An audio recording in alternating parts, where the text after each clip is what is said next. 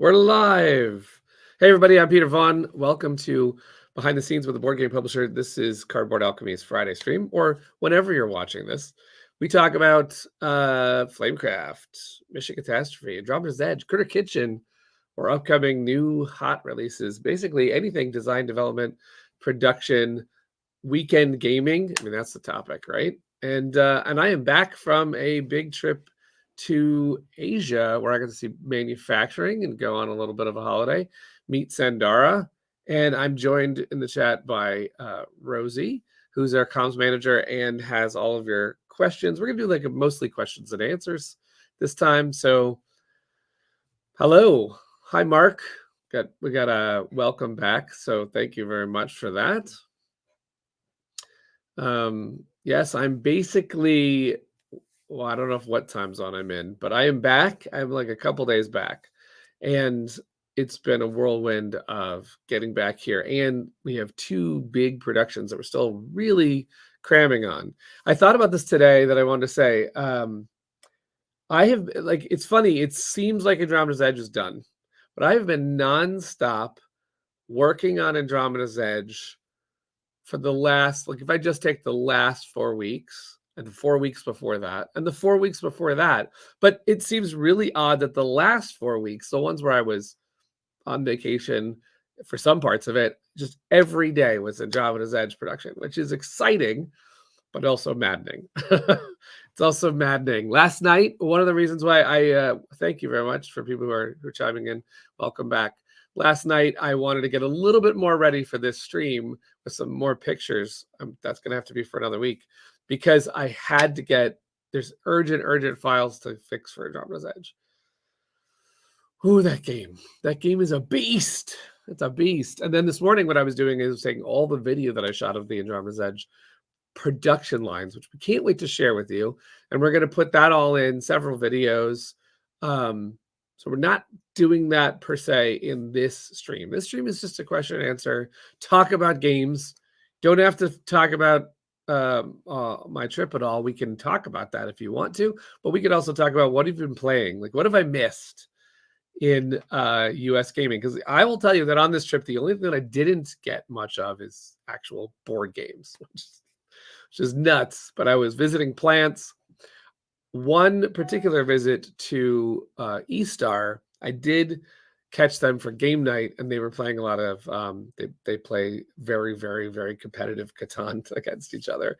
So they invited me into their Catan matches, and I got destroyed. I got absolutely destroyed at Catan over and over. Gibbon Tessie says that I missed a game of Railroad Inc. on BGA. I heard that in our Discord, there's sort of a resurgence of our, it doesn't have to be Thursday, but there's a Thursday gaming thing that we do. Sometimes there's other nights, but I'm really excited to hear that.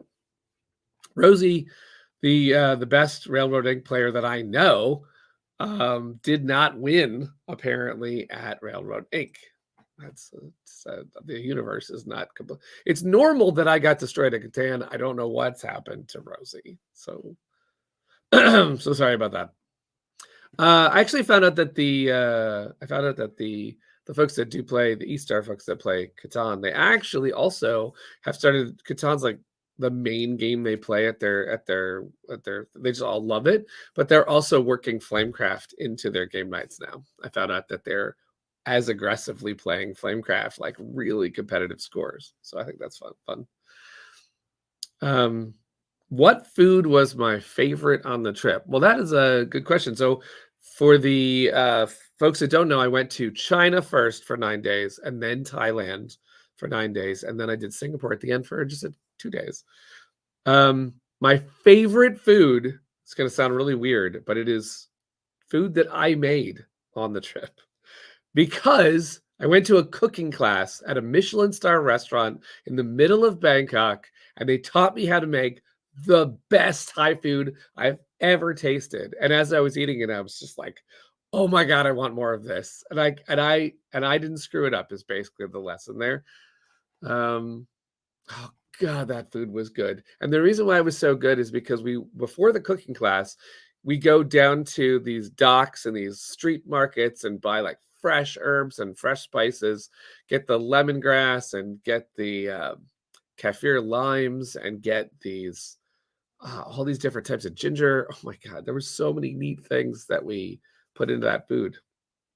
And I can't wait to practice those things. I love Thai food. It was one of the reasons why I wanted to go, and it did not disappoint. That being said, the other food highlights were that in China, I said to myself, I'm going to try anything they put in front of me, and I did. And there were sometimes I did not want to. um, so the Chinese food was very interesting. And one of the other interesting things about the food in China is that I traveled everywhere from Shanghai. I went all the way down to the south, closer to Hong Kong. And it was very interesting to see the food change along the trip. As you go south and you get that Hong Kong influence, the Chinese food starts to resemble what I'm used to tasting in the United States with sweet and sour pork and chicken and stuff like that. But in the northern, at least as far as north of Shanghai, and I don't know about Beijing, but the food is different. Definitely different vibes. And every time we were in some like little town, someone would say, and this mushroom is local to this town, and that's it. It's like, what? Yeah, you can only get this dish and this tea. These tea leaves are only in this town. It's like, what? Like, you don't just ship that to any town? And I guess after talking to some people that in 2015, 2010, some of these little towns that were like the only place you could have something started to actually export and get it to other towns. But otherwise, it was just this town is known for this thing, and that's where you go to eat that thing, or at least that's the marketing story that I was sold. You know, what was the one that you were surprised that tasted good? Oof, that's a good one, because there was a lot where you were like, that one's going to be weird, and it was weird. So, oh God, this isn't going to be a very bold one. I'm sure a lot of people have had oyster, but I hadn't had oyster. I wasn't sure I was going to like oyster. It was pretty good, actually. I'm going to put that one on the list of, I would have that again. I don't think I'm going for chicken feet or frog legs anymore. What did you see of board game manufacturing? So I did this whole trip was to dive into board game manufacturing. And the part of the reason why I want to do that is because Cardboard Alchemy is, relatively new. We're at 4 games funded, 2 games released. Can't wait to get it to 4 games released, which is going to be this year. But we're also trying to like work out our methods with card production, wood production, minis production, trays production. And I really wanted to see the process. So what I did was I visited technically 3 board game manufacturers. The third one was kind of a surprise in the middle. I visited one of our board game partners in Thailand. And I visited Sandara, which I guess is part of the process also, right? So I met I know a lot about the artist, but I sort of have wanted to get some of this process. We worked out a miniature. I basically gave an ortho last minute for a Flamebound miniature. I saw that sort of in the early stages. I saw late stages. I saw Andromeda's Edge on the production line. So I actually sat down at stations and I got to try my hand at silk screening wood. And I got to try, I glued a mini together for Andromeda's Edge. I hope nobody gets that mini because I don't know if that one's quality controlled, checked. But so what I did was I went to several plants. Like I went to more than one paper production plants where some of the innovations at those plants are really interesting. I can't wait to share more about that. But for example, I've long worked in printing and I know a lot about CMYK printing, but I didn't know what it looked like when you're on a floor and there's just a big vat of yellow and it's going up through a tube. That tube is going to the ceiling. That is going up the ceiling and then spreading out to all these machines. Like it was just fascinating to watch the ink. And then the Pantone station, and then oh my God, there were so many innovations on the paper line that I found fascinating, because as Kickstarter crowdfunding projects do these promos and exclusives, sorry, our company is guilty, then production has to sort of adapt to these. Let's take Andromeda's Edge. We want to do a faction card, and then we want to do a little tiny tile, and then we want to put that in a baggie, right? So their production line is trying to think of, well, we could manually stick the card in a baggie and stick the tile in, or we could try and figure out how a machine is going to do this. And I saw these machines where first it would clamp down on the one card and it's going down this thing, and then all of a sudden the other one would get dropped in, and then it would like adjust the clamp, and then as it got to a little baggie at the end, there was a tiny suction that would grab the top of the baggie, lift for a second, and then the things would shove in.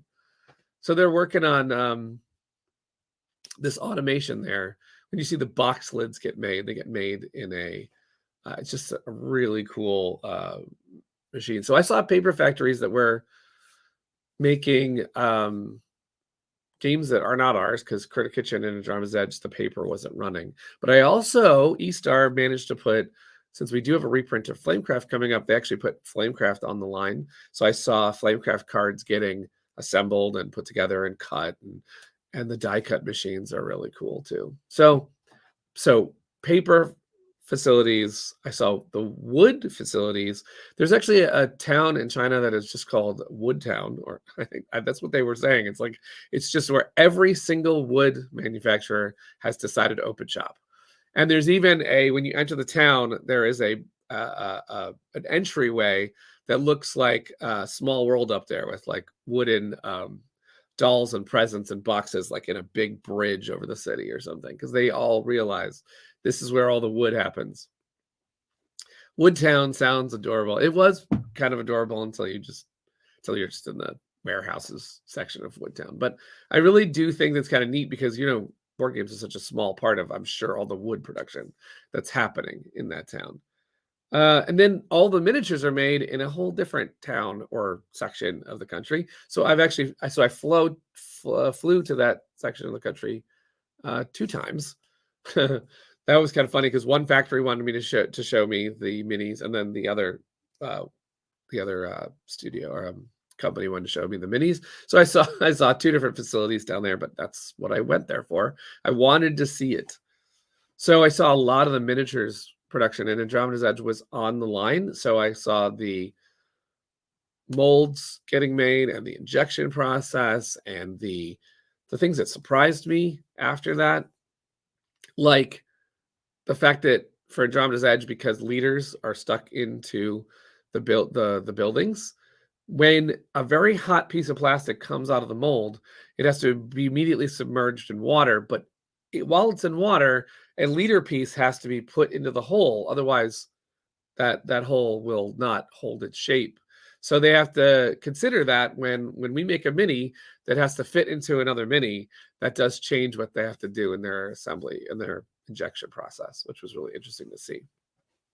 Also interesting was the fact that some minis took 1 injection mold, and then some minis took like 9 injection molds. And I was like, oh, we could have probably made that mini a little bit simpler than that. I'm so sorry about that. Like the Kraken in Andromeda's Edge is ridiculous. Like there's a head, there's tentacles, every part is literally has to be made separately. And let me just tell you, when you're assembling the Kraken, all of the legs look the same. They just look like, oh my God, is that one? No. So it's, wow, there's a lot of hard work going on. And then you look at the sheer volume of those plants. The sheer volume is unbelievable, because I have video of, there's these pegs for the Raiders, these little clear pegs.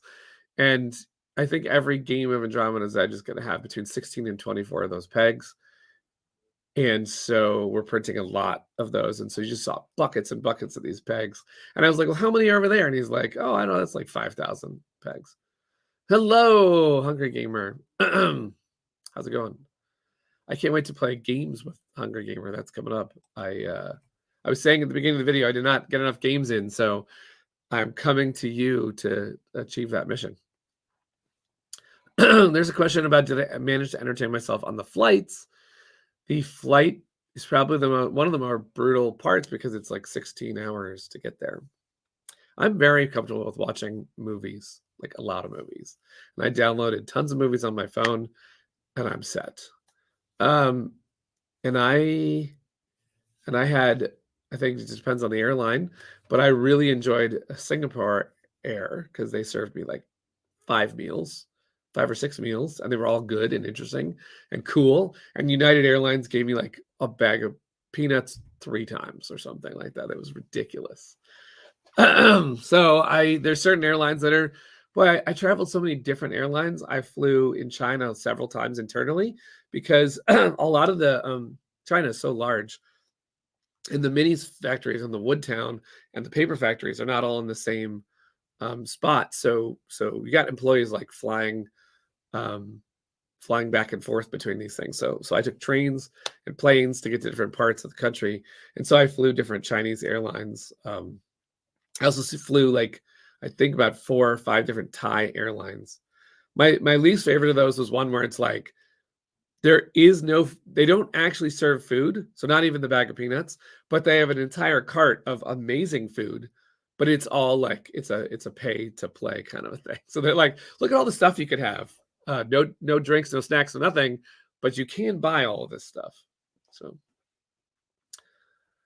um how hard was it putting the minis together? So yeah, I do have a picture of do I have a can I get that picture up? Let's see if I could find it. Let me see.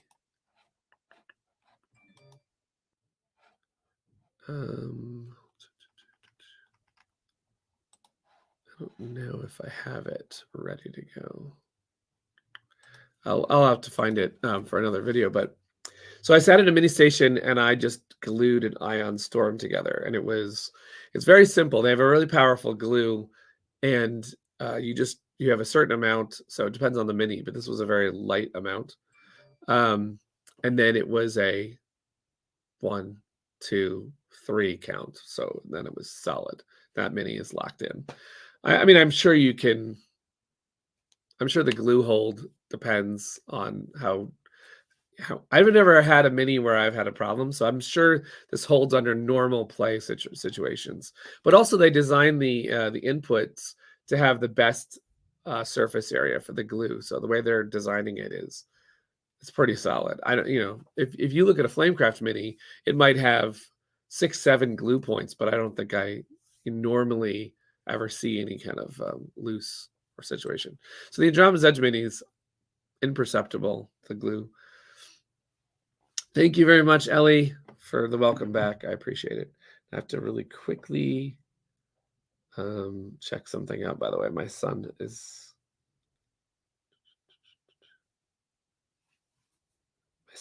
had some trouble at school, so I might have to leave. But we'll do some question and answer. I'll see how that situation develops. So Splat says, I know working in manufacturing changed my perspective on all sorts of made parts, and so doesn't seeing the details change your perspective? It really does. That was the reason why I wanted to go. I've said it before, but it's to better understand how to make these parts, right? We want to make more games. Surprise! We're making more games here, Cardboard Alchemy. Deluxeified, beautiful games, and I want to better understand how to do that. For example, complex decisions lead to complex manufacturing, and one that I saw firsthand was we made a decision on Andromeda's Edge to have an event board. That event board has a galaxy image on it, and we thought it would be fun if the card for the event literally had the same image on it. Now, I knew that was going to be a registration issue when we were making the image. As we were making the file, I was like, we have to get the exact background for the exact placement of this card. What I didn't understand is that was going to be quite a challenge in both CMYK printing, because the board represents different layers of paper and cardboard than the card does. And there's different finishes, like a matte and glossy, and different finishes on each of the things. And the color and the finish of one item, trying to match that to the color and finish of another item, was complicated. And after a while, I started wondering if we shouldn't have done that, like shouldn't have bothered, because we went back and forth. And those are the kind of things I just want to know. Like, is it hard to make this type of mini? Is it easy to make that type of mini. Like, I'll give you another example. There's two really main types of mini plastics. There's ABS and there's PVC. These are both different. They behave differently. Um, the plant that's making Andromeda's Edge ships originally made the ships out of ABS, which is a harder plastic, and it has, if you clack that on the table, it'll sound a little more hollow, and to me, it sounds a little cheaper, but it's more rigid and it's not going to bend. So they had decided to make the ships out of that, but I didn't like the play. I didn't like how that felt. So I wanted the ship to be PVC and the building to be PVC. But the problem with that is PVC bends a little bit over time and might not hold. So one of the tricks they do is they'll make a building that's PVC, and then they'll make the bottom of the building be ABS, and then they'll make the ship PVC, and then all of a sudden there is still a connection point that doesn't bend. And once I understand more about how these things are happening, I will know that mini is going to cost us a lot of money because it's going to be 5 processes and it's going to be way harder to do. The most complicated mini that we have ever made is the Void Drake. I had no idea. But one of the things that I wanted to do with the Void Drake is I wanted to have a translucent body. And Sergio had designed these gold exoskeleton pieces that go on the translucent body. And I had no idea how hard that was. But then also, we're going to wash the gold parts. And so the plant's like, okay. So they have someone assembling the translucent part to the gold exoskeleton, but by the head, by the body, by the tail, by the wings, because each one of them is complicated. Then they wash those pieces, then they put them together, and there's still some parts of it that doesn't have the gold. So then they have someone actually just painting the gold on. I was just like, oh, I feel like, why did we do that? I'm so thankful that there's someone willing to do that for us. With rigid versus PZ, no, they don't. It's not about that. So like if you think of it more like, if you've got an action figure that has arms that need to be a little bit more flexible, there's definitely a softer plastic. If you have a character with a weapon, and that's a very thin weapon, so you're going to want that to be like the softer, more bendable plastic. But it's not. It doesn't. It's still durable. And the rigid one is still durable. It's just whether or not you're going to get a lot of bend out of it. And then what happens with PVC plastic, and I don't know if anyone knows this from minis you've gotten in games before, but sometimes when PVC starts to, if you have a character with a sword, maybe you'll see that sword, bend like this. You can actually put PVC in, like, I believe, hot water to get that to react, to come right back. Yeah, there's another comment. Will the Plant Iron Dragon plushies come out before your 4th game? My kiddo keeps bugging me and asking me to check. So thank you for asking. By the way, I'll have plenty of pictures of the 4 plush that we do have. The bread, the meat, the crystal, and the potion came along with me on this trip. And I did meet with Sandara, and we were talking about the plant and the iron need to happen.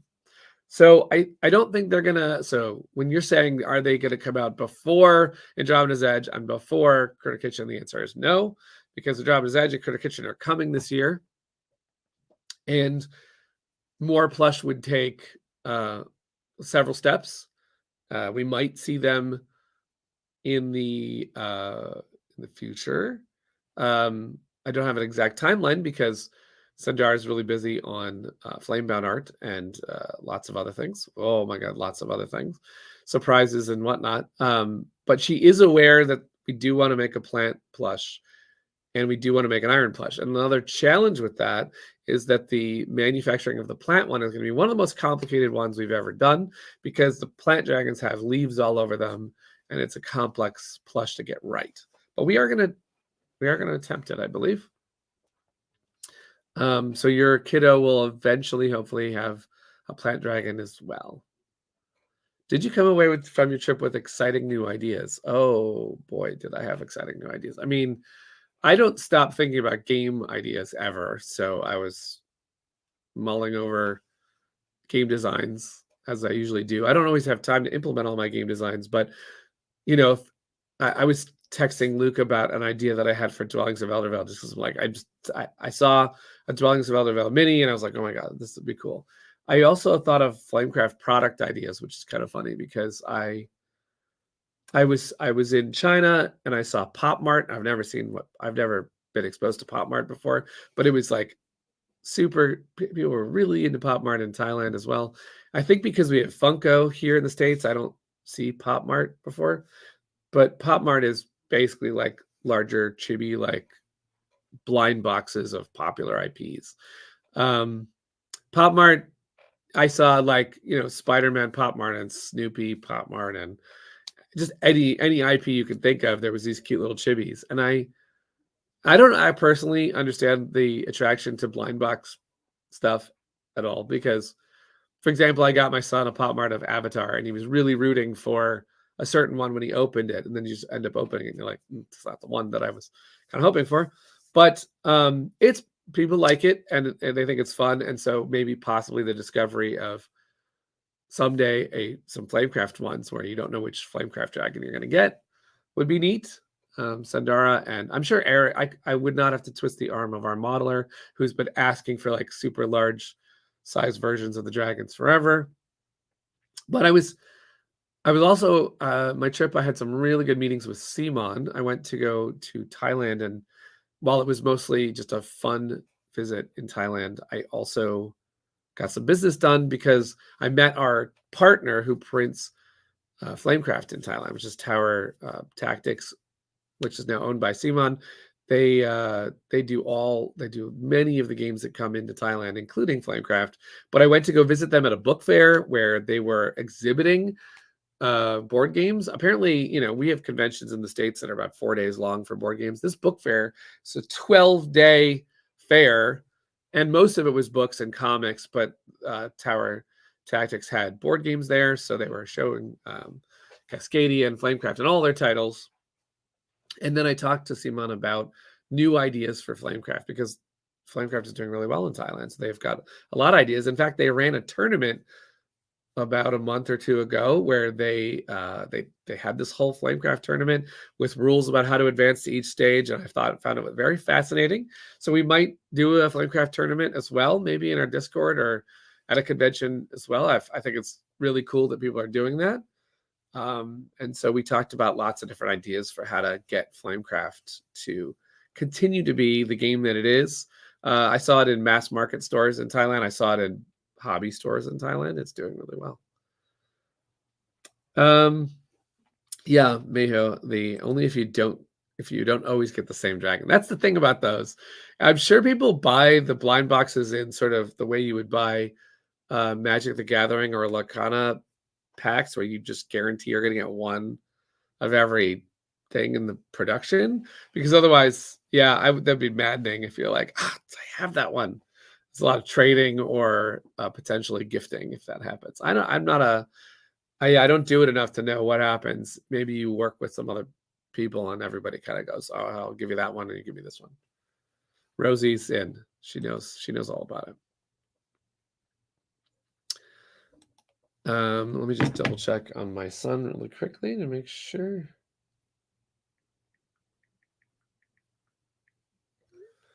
Make sure he's all right.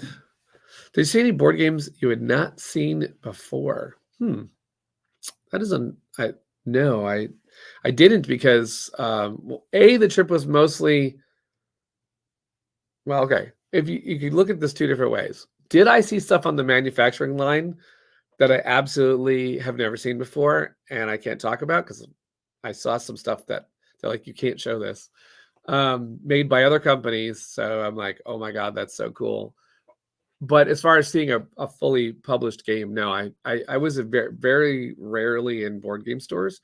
I was in Thailand in a couple of board game stores, but everything I saw there was what I've seen in the States. I didn't see anything like brand new or anything. So it was, it was new from a, hey, components and production standpoint, but it was not new from a latest and greatest. For that, I just basically wait for those sweet Kickstarters to deliver.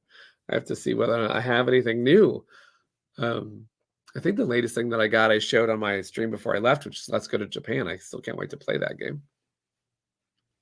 Now that I'm back from Asia, and I did have one stop in Japan. I actually, one flight got diverted, so I landed in Tokyo for 30 minutes. Will you continue with Dragon Minis Series 3? The answer to that is absolutely yes.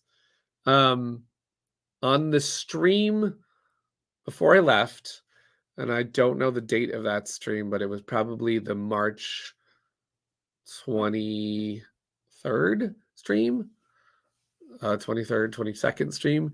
We showed a sneak peek of Flamebound Series 3 minis that were being drawn by Sandara. We're going to continue that series. We're going to show the next stage of those as they've been modeled. And then we're going to show what I saw in China, which is the first iteration of those two minis. So I got to share that with Sandara, which is really neat. The minis have about 6 to 7 phases. The very first phase is called a red wax phase, where it's made by a third party. It's an all wax piece, and when you create a mold off of that red wax piece, that destroys the red wax piece, and then you have a mold that can make resin pieces, and then you make the resin pieces, and then you make another mold that goes into a steel mold, and then it's just this whole process. But we're at stage 1 of the Series 3 minis process. Well, the red wax was made on 2 of the Series 3 minis, and we're going to go over that in a series of videos. We're going to show that process. And then at the end of that, hopefully I'll also be able to show some more sneak peeks of Flamebound, because it's getting really, really exciting around here. And part of my trip was talking to E-Star a little bit about what we're going to try and do for Series 3. And I'm very excited by that. So yeah, the Series 3 is really coming into their own, because, you know, Series 2, we put props on their hand, and Series 3, Sandara is doing, like, you know, what we showed in that video before was that the bread dragon has a bag, and then it's got a croissant like latch to the bag. It's really cute. So these props on these minis are so cute. Let's see if I actually have the let's see if I have that. Oh, there's the Iron Dragon. Where is he? There's the bread dragon. So these were the drawings that we showed before. So the next time we cover this, we're going to show how it gets from here, which is Sandara's ortho, to a model. There's the bread dragon right there. Let's see if we have another close up. There he is right there. Super cute. This is Graham. Graham is our bread dragon that's going on an adventure, and Graham will appear in Flamebound. And it's going to be really fun to play as Graham or one of the other dragons that's going on there, because you have a board where you're actually rolling your own specific dice, and you're collecting things on your board. You're gaining allies that you keep near you, and you're also investigating critters, and you have a place for that on your board too. And Graham might have some special surprises that are just for Graham's board. So it's going to be a lot of fun to talk about Flamebound. We need that croissant bag. Yes, we do. We absolutely do need this croissant bag. You know, at some point, Flamecraft is so adorable that I don't know how we could make it all, right? There are these cute critters in Flamebound, which are called woolies, which are these big fluffy bees. I can't wait to show you the big fluffy bees. I want one. But they're not even but there's even cuter critters than that. And some of our Discord is going to freak out at the flower foxes. There's just like really, really awesome stuff coming. But when I think about that, it's like, well, I want a plush of every dragon plus every ally plus every critter, or I want pins of all of it, or I want, you know, it's too much, right? Or maybe there's not too much. I don't know. How do we go a play tester? Well, we have a very active Discord, and that is where you start. If you reach out to us either on YouTube or Facebook, you can certainly like get the Discord link. In Discord, we play online. Most of our team is remote, so this is how this works.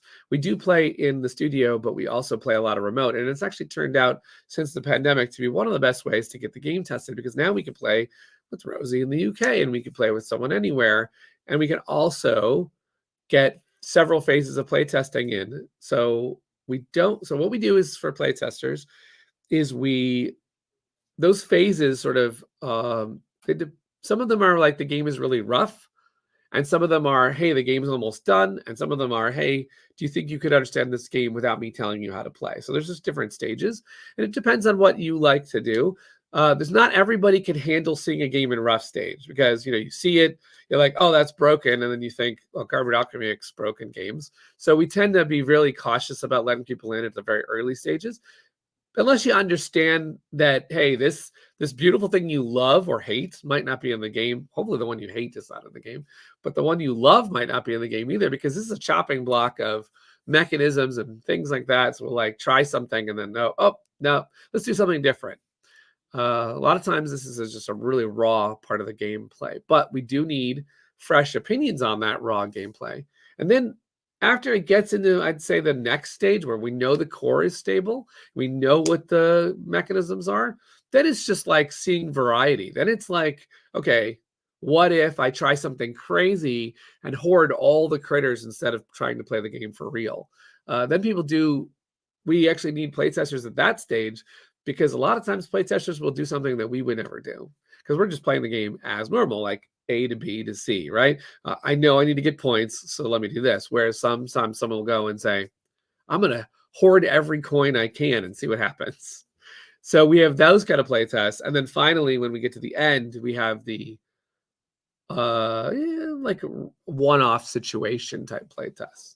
And those tend to happen closer to when we're going to crowdfund, and we want to make sure the game is really presentable and understand. So there's different stages, and if you want to come in at any one of those stages, we can chat with you about that. Now we also sometimes curate our playtesters based on, hey, we need people who have never seen this game. Hey, we need people who have played this game 5 times.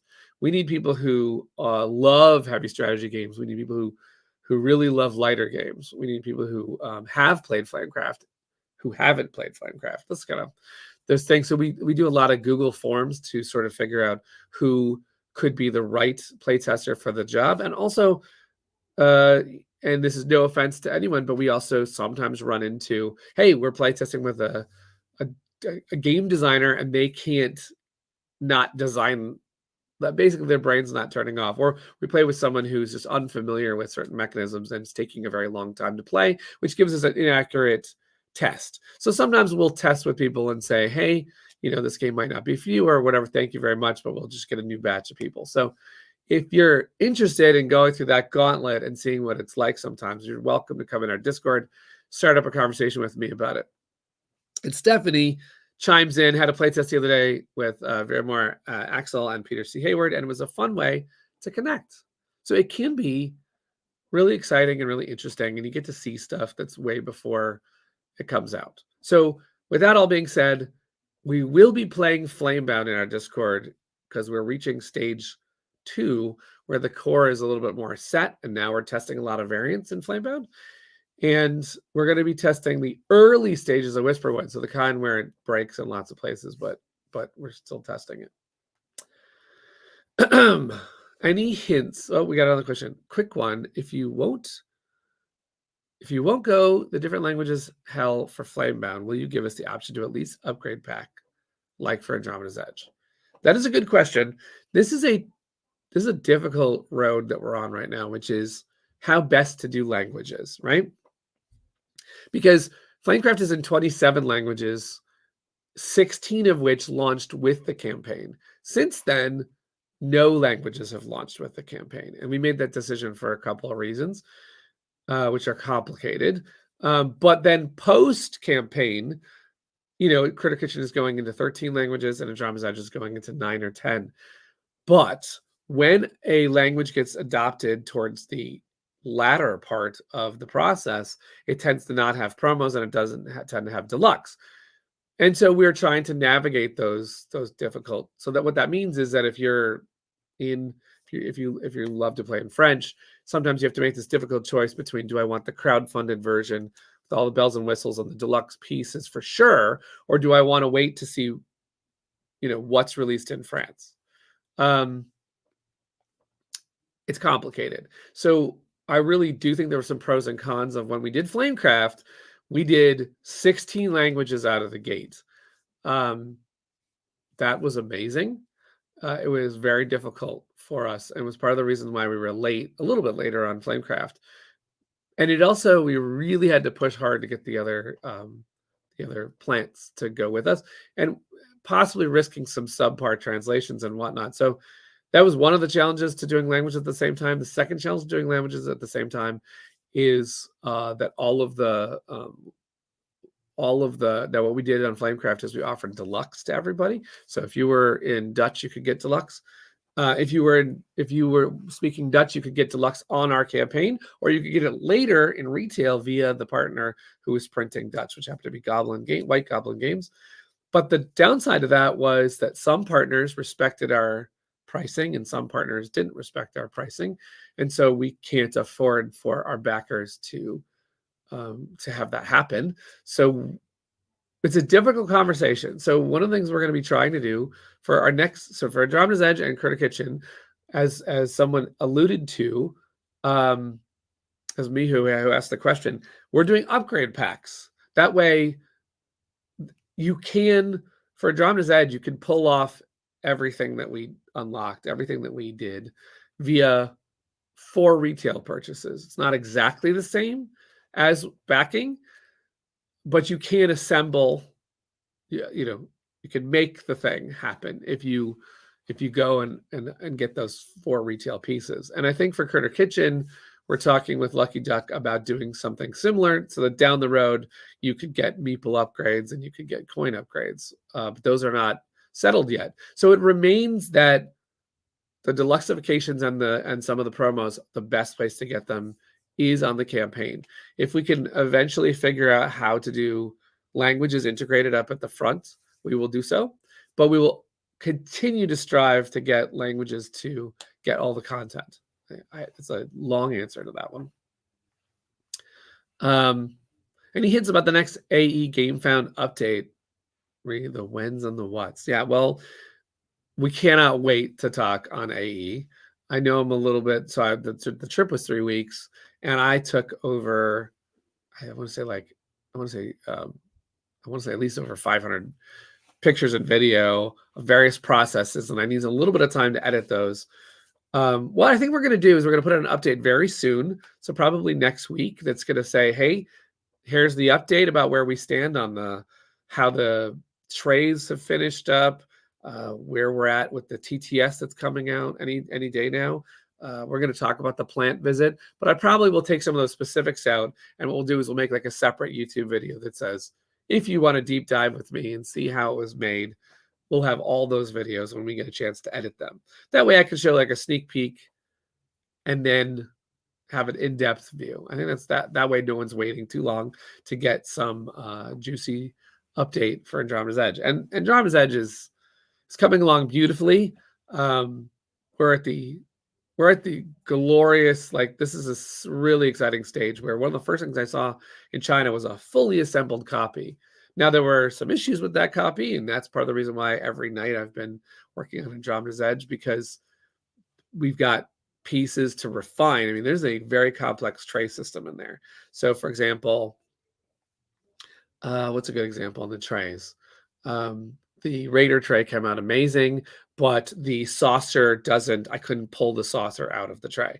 It just doesn't have, like, it's just, the finger holes aren't good. So we're going to go take the Raider tray, and Noah's been working on all these different trays, game trays, and getting those kind of things solved. And that was the reason why you look at those things, so you're just like positive. There was a couple things where I got to see all the trays like built into the box, and I got to take them out like I would be taking them out. And I was like, huh, this layer feels a little flimsy. So we have to, because you don't know till you see what it's like to pull all this stuff out. And I grabbed this one tray by the lid, and it was a little loose, and I'm like, that's not acceptable. So we had this whole process where we like intricately writing notes on paper, wood, and tray bits. One of the things that was most complicated was the Andromeda's Edge standard insert, which is not a game tray. It's just a cardboard folded piece with a little art on it, but it's just holds all the pieces. And I had told the manufacturer, make sure it holds every promo and expansion card or tile that you could possibly get. And they said that they would do that, but they didn't really do that. And so I punched everything and stuck it in the box, and it totally didn't fit. So I was like, nope, this is not going to work.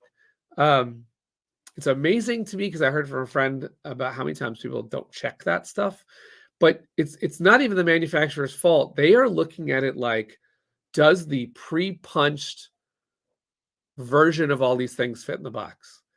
As a consumer, we're looking at it as, does my final baggy punched version fit in the box? And does the extra thing you showed me, like more factions and more things, they also fit in the box? Does the dice that I bought extra fit in the box? And it should, because that's what we want as a gamer. But the plant's going like, does the punch board fit? I mean, that's just what they're thinking like. Plus, there's also a fascinating thing with the inserts, which is that for China, it's, does it ship without damage? Does it ship where, like, so from just the insert point of view, you want the plastic ships to be under the board, not over the board for scratching and whatnot. So you want them in a cavity. Whereas when you store it as a gamer later, you want that board down on the bottom with ships and baggies on top of it, because it's just awkward to have things on top of the board and below the board. But you need the board to be, you need the punch board to be sitting on top of the board in shipment, and later the punch boards are gone. So you need the air pockets to be filled. It's this whole thing where cardboard inserts are, I could see why companies just throw everything in the box, because designing a cardboard insert that works for shipment and storage is not entirely that easy. Oh, and Matthew clarifies, I'm saying you could do multiple languages as long as you keep doing those great player aids. Oh, that's nice. We do love a player aid, and we have put one in all of our games, and we'll continue to do so because it really helps. Someone the other day was asking how to play Flamecraft, and I said, that aid just is so solid. It's like, you're going to gather or you're going to enchant. You really don't need the rule book once you're handed one of those things. It's got all the resources, all the player powers are on one side, and your two actions are on the other side. It's really solid. Without that, I think a lot of people would be like, what do I do? Like, what's my turn? So I think those are really important. Well, we got a few minutes left. We're going to do any more question and answer if anyone has anything, or you can tell me what you're going to play this weekend. Anime, if you're still there. Cheers. Nice to get a hello from you. Oh, and Rosie's got a speedy how to play on TikTok coming, and then also coming to YouTube. So one of the things we're going to do this summer, just so everyone knows, is as a channel, as a company, before we had Rosie here, coordinating all of our socials, getting all of our communication solid, we had random videos here, we had some videos there. Rosie and I have talked about how we want to make a really good spot on our YouTube for all the videos on Andromeda's Edge and all the videos on Flamecraft. So if you want to play solo and you want to know how to set up a game, if you own Mission Catastrophe but you've forgotten about the solo modes, just something that's really clear for all the different things you might need with our games. So we're going to have a really good, especially as Andromeda's Edge is coming out and it's a beast of a game, we want to make sure those video sections are up to speed. What am I playing this weekend? Oh, this weekend is a First Play LA event that I'm running, which is a special event in Los Angeles where we get designers to come in and pick a table. Basically, you sign up, you get a table for 2 hours, you put your game down. It could be like scratched on index cards. It could be as polished as, I put games at Critic Kitchen there at one time when it was pretty far along the development process. You can put a game in any state. You stand up, you pitch your game. You're like, this is a game about, penguins working in a hotel. This is a game about this one like tangerine farming. You say what your game is. You say, I need 2 to 4 players. It takes about an hour, and then people go sign up for each game. So I'm going to play a lot of prototypes this weekend. Matthew says, hoping to play Earth on Earth Day. That sounds really fun. And we got a going to play Dwellings of Eldervale, and I'm very jealous about that one. Oh man, I want that one.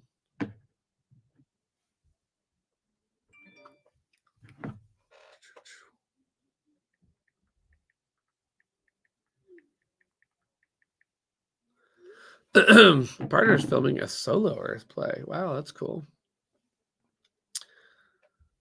Dun-dun-dun-dun. Oh, Chalk Door tonight. There we go. Burninate. Got a Burninate. I want to play some Dwellings of Eldervale. I actually now have to. This stream is ending because I do have to go. My son's had an emergency at school, so it's all good. But I think the school is shutting down over something. So I'm gonna go now. But we're all gonna play some games. I can't wait to talk to you more about all the things we're making in Cardboard Alchemy. Until then, enjoy your weekends and game on. All right, take it easy, everybody.